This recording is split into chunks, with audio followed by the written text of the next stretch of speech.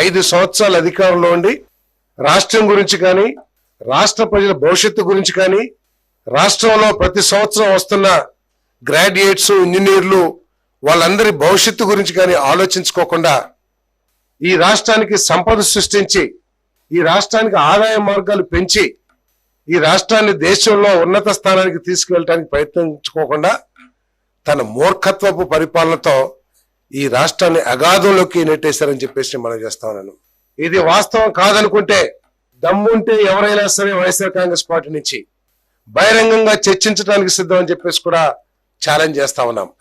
అగాధంలోకి నెట్టవేయబడిన ఈ రాష్ట్రాన్ని ఒడ్డును వేయటానికి, తిరిగి గాడిలో పెట్టడానికి చంద్రబాబు నాయుడు గారు ప్రయత్నం చేస్తున్న విషయం ఈ రాష్ట్ర ప్రజలందరూ కూడా గమనించారని చెప్పేసి మనం చేస్తా ఉన్నాను. నేను మీ 7 నెలల పరిపాలన, తెలుగుదేశం పార్టీ 7 నెలల పరిపాలన మీద ఏదైనా చర్చకు వచ్చేట్లయితే ఎక్కడైనా సరే సిద్ధమని చెప్పేసి ఛాలెంజ్ చేస్తా ఉన్నాం. అంతేగాని మాకు ఒక పత్రిక ఉంది, పెన్ను మాది, ఇంకు మాది, మేము ఏదైనా రాసేయచ్చు, ప్రజల్ని మభ్య పెట్టచ్చు లేదా తప్పుదారి పట్టించవచ్చు అని ఆలోచన చేస్తే మాత్రం అది క్షమించడానికి నేరం అవుతుందని చెప్పేసి నేను మనవి చేస్తా ఉన్నాను.